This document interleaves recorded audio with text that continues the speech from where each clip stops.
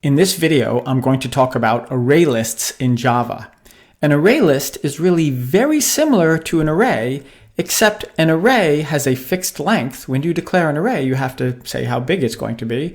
But an array list is a variable length. The length of an array list changes as you add things or remove things. So let's look at an array list. I thought it would be fun to start with a picture of an array list. And if you remember using Snap last year, this is what an array list looks like in Snap. It's really just a list, again, just like an array. And there are a few commands that you need to be familiar with. There's actually 6 commands. Well, one of them is twice, so really only 5 array list commands that you need to know about. And let's just run through them. So here's my array list of names. I have a bunch of names here. And if I run the size command on my array list, right, size of names, it'll tell me, what do you think? 5. Yeah. Who would have thought? Size tells me how many items are in my array list. Now, there's one difference here between using Snap and using Java. You'll notice that the first item in the array list is item number 1. When you work in Java, you know that this is going to start at 0. So in Java, these would be numbered 0 through 4, not 1 through 5. Other than that, yeah, it's an array list. All right, so let's add something to the array list. I want to add another name to my array list of names, and what do you think it does? Yeah, it adds, well, in this case, Amy to the end of my array list, and it returns the value true. Why does it return true? Well, I'm not sure. It just returns true. Now you notice add adds to the end. So there are 2 versions of add. You can add by default, it adds to the end, or you can add to a specific location. So I'm going to add to position number 3, Leslie. Okay, so Leslie's going to go right here, and now watch what happens. Do you see what happened? Everybody else got pushed down the list. Nobody got eliminated. It just made the list bigger. And actually, I can add Leslie again. Okay, it worked. Yeah. All right. Let's use get. So get whatever's at position 5 of names, which is Jordan. And when I run it, it returns Jordan. Now notice get does not delete anything. It just tells me what is at that location. It returns the object that is at that location.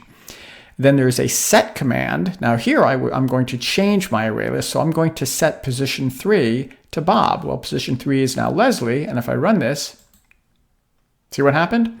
Yeah, a couple of interesting things. It set 3 to Bob and it returned what was at that position, which is Leslie. That's why it says Leslie there. And then finally, there is a remove command. So if I want to remove what's at position 3, yeah, it removes Bob, because it was at position 3, and it returns the object that is at that position.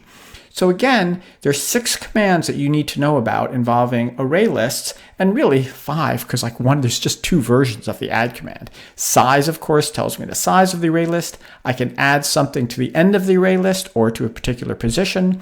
I can get something at a particular location. Remember, this doesn't remove it. This doesn't delete it.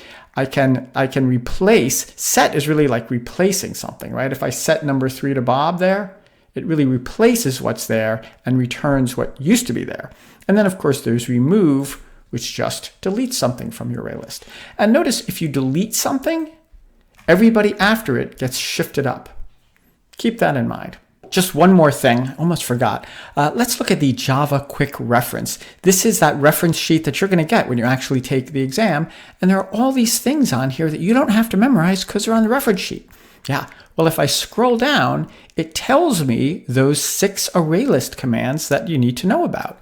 So it says size, and of course in front of this is what it returns, right? The size of an array list returns an integer telling me how many items are in it, and so forth. And you can see there's 2 versions of add. One returns true or false, or I can add it to a particular location. E stands for element, so I can add an element to my array list. Yeah, okay, so some object to my array list. I can get what's at an array list that returns the element that was there. I can set something and I can remove something. So if you forget the commands, hey, they're all right here on your quick reference. All right, short video, but hang in there for the next one because I want to go over an example of how you actually are going to use an array list. All right, thanks so much for watching.